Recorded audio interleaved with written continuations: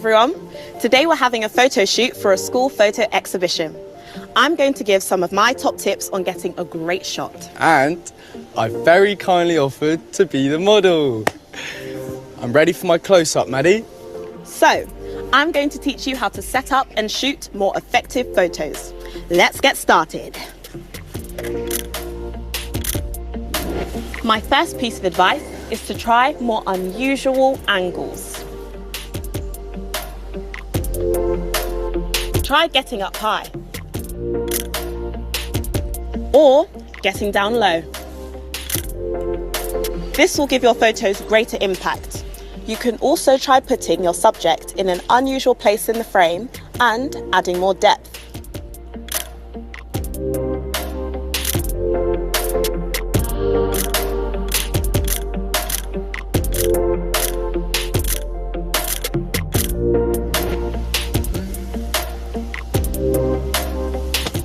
Why does my face look like that?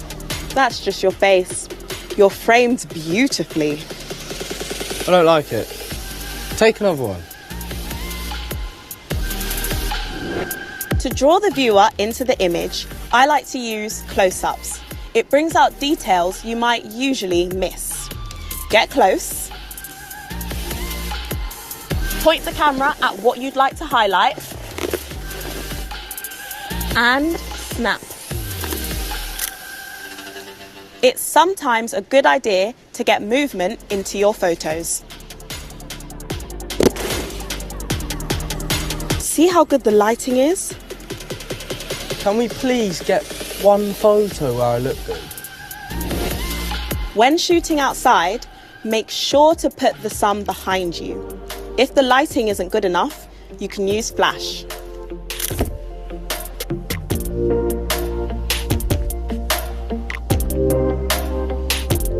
Just give me a warning, okay? Okay. Ready? Yeah. Say cheese. Making the photo black and white can make your photos more powerful, especially when you have a contrast between light and dark. Now you have all the tools you need to take some amazing photos. Hey, Maddie. Yeah.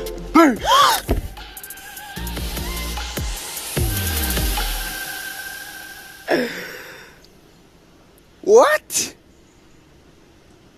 How did you do that?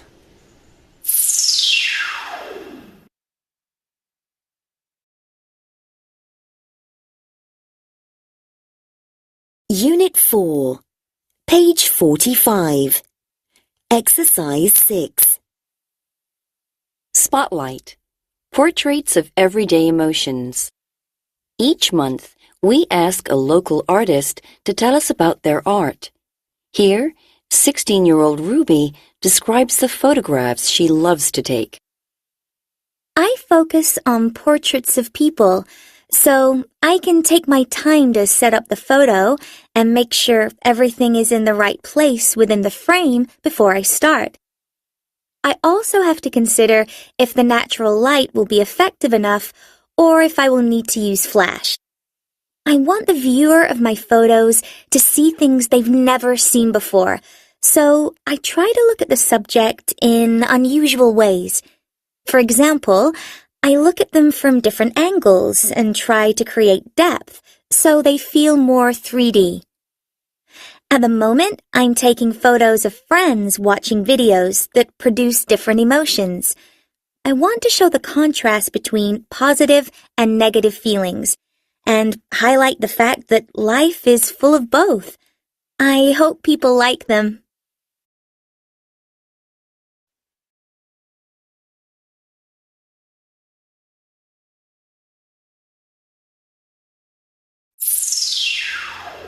Do these look familiar? It doesn't matter where we go or what we do. Companies are always trying to sell us something. But just how closely do we look at these adverts? Companies spend millions on them each year, so they must work. Shouldn't we try to understand how? Take this magazine advert, for example. The first thing to think about is who the ad's for. I'd say wealthy adult women who like fashion. Not a teenager with this hopeless amount of money. Then we need to think about the composition of the image. Location, colour, lighting, that kind of thing. Did you know that photographers often follow the rule of thirds when they take photos? That means dividing up the image into 3 columns and rows, like this.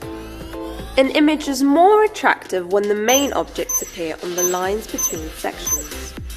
It also helps to pull our attention to the most important parts of the image. Impressive, isn't it? Colour draws attention too. This isn't the brightest, most cheerful photo, but the yellow coats in contrast to the surface dark colours. So we're immediately attracted to the woman. That's not by chance. The company wants us to notice that coat. What else pulls you to her? Well, she's looking straight at us, and the only text on the page, the brand name, is right above her head. Lighting also sends a message. I think the photographer's using the natural light of the sky to tell us it's autumn. And well, it's time to wear a coat. Another thing to consider is how we feel when we look at this picture. I mean, it's all very pleasant, but the only thing I feel when I look at it is a need to go to the beach. Only not in that coat. Now we've looked at the advert more closely. What do we think it all means? For me, it's about how these clothes will make you look cool, confident, and stand out from the crowd. So next time you see an ad, take a closer look. It can make a bus journey with no internet a bit more enjoyable and help us understand just how these companies are influencing our minds. That's pretty important, isn't it?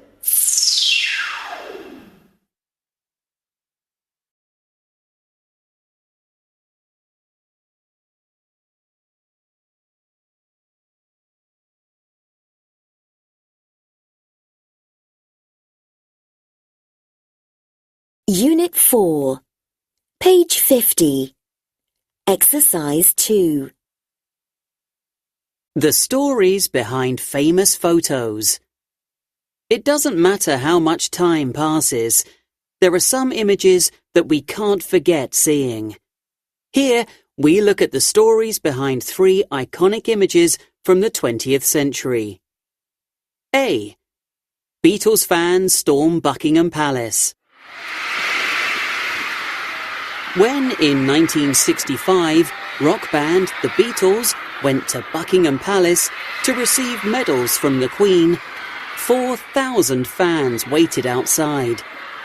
As the band arrived, the fans pushed their way towards them. Some even tried climbing the palace gates to get a look. Not everyone in the country thought that a rock and roll band should receive medals from the Queen. These people felt the band hadn't earned such an important award, and band member John Lennon himself later regretted accepting the medal and returned it for personal and political reasons. B. Lunch atop a skyscraper. People may remember having a poster of this image on their wall when they were students. In 1932, photographers were invited to the top of the almost completed Rockefeller Center in New York. Construction workers stopped working and instead posed for photos that would help promote the building. The men pretended to sleep, as well as sitting and having lunch on a steel bar. This wasn't something they did every day. The photographer of Lunch Atop a Skyscraper is unknown, possibly because no one remembered to record the information. Several photographers have claimed it was theirs, although evidence suggests it was taken by Charles C. Ebbets. C. Migrant mother. In 1936, photographer Dorothea Lange photographed a woman and her 7 children at a pea pickers camp. The photo she took of them became one of the most well-known of the 20th century. Lange chose not to ask, or perhaps forgot to ask, the woman's name. So we didn't discover who she was until a reporter found her in 1978. She was Florence Owens Thompson. Her husband had died when she was 28. She was travelling around trying to find farm work when she'd had to stop to get her car fixed. This meant a stay at the camp before she could go on looking for work elsewhere. Thompson didn't regret appearing in the photo, since it helped to educate people about poverty. But she was upset that the photo didn't show her true character. Her daughter later said, "She was a very strong woman. She was a leader."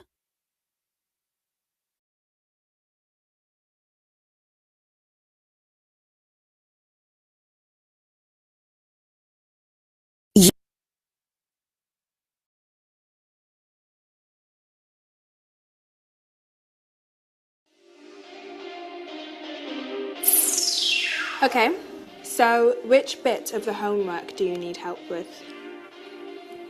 Let's do that in a minute. First, check this out. Look, I took some great selfies this morning. Cool, let's see. Yeah, these are good. Whoa, what's that? No idea. I guess there was something behind me when I took the photo. It looks like a someone, not a something. Oh yeah. Weird. I expect it was your mum, and the photo's out of focus. But my mum left for work before I took these pictures. It must have been someone else then. I was the only one here. It could just be a problem with your camera. Maybe the flash isn't working? I don't think so. It's definitely working. All the other photos I took are fine. Then it's likely to be the light. Sometimes that can make photos look strange. No, it's definitely not just the light. It really does look like a person. What if it was a burglar or something? What? What if they were trying to steal something? No. Really? What if they're still here? What? What? Or maybe it's not a person at all.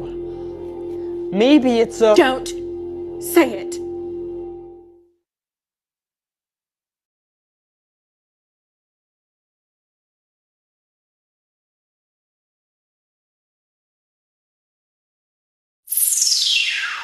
Don't say it.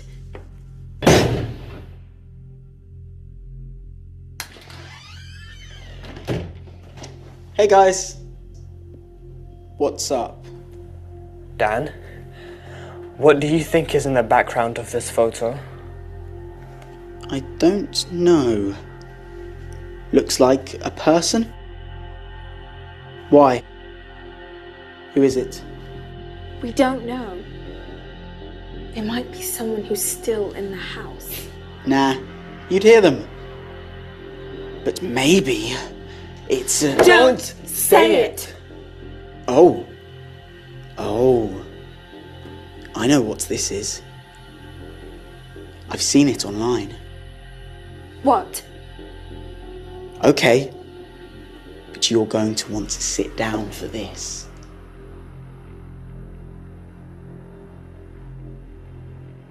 Why? Because It's really horrible. What is? What's horrible? It's so horrible, you're not going to believe it. What is? Tell us. It's a No! joke. It's a horrible joke. What? It's just a joke. Liam took the selfie this morning. Then he used an app to make it look like something scary in the background. He showed it to me at lunchtime.